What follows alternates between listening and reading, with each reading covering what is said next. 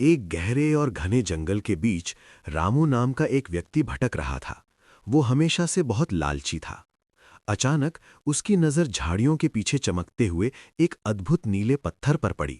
जैसे ही उसने उस पत्थर को उठाया, उसकी आंखों में लालच और आश्चर्य की चमक साफ दिखने लगी। उसे लगा कि अब वो दुनिया का सबसे अमीर आदमी बन जाएगा। लेकिन वो ये नहीं जानता था कि हर जादुई चीज की अपनी एक कीमत होती है। पत्थर की चमक ने रामू को पूरी तरह से अपने वश में कर लिया था। जैसे ही उसने पत्थर को कसकर पकड़ा, उसके मन में एक अजीब सी शक्ति का संचार हुआ। कौतूहल और लालच में आकर उसने पास के एक विशाल पेड़ को छुआ। देखते ही देखते उसकी उंगलियों के स्पर्श से पेड़ की छाल, पत्तियां और टहनियां चमकते हुए शुद्ध सोने में बदलने लगीं। पूरा जंगल उस सुनहरी रोशनी से जगमगा उठा। रामू की खुशी का ठिकाना नहीं था। उसे लगा कि अब उसके पास असीमित धन होगा। किंग मिडास की तरह वो हर चीज को सोना बना सकता था।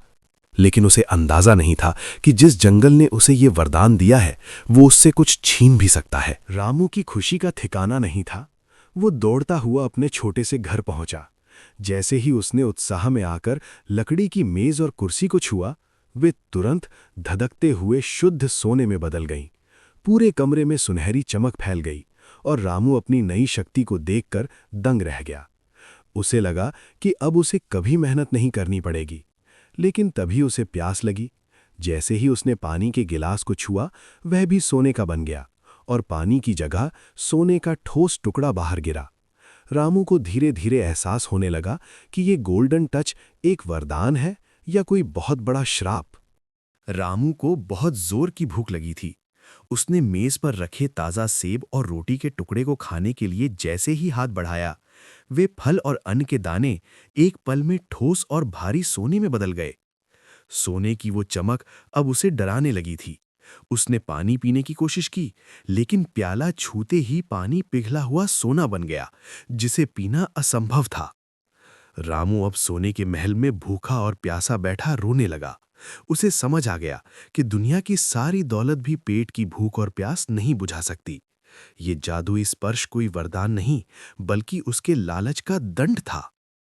रामू अपनी गलती समझ चुका था।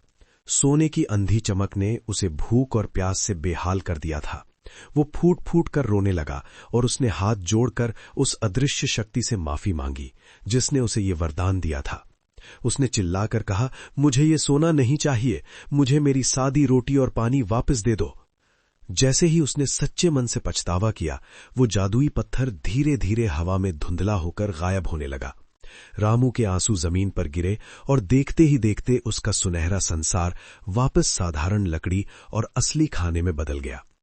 रामू ने चैन की सांस ली और समझ गया कि संतोष ही सबसे बड़ा धन है। कहानी की सीख: लालच बुरी बला है और जो हमारे पास है उसमें खुश रहना ही सच्ची समझदारी है।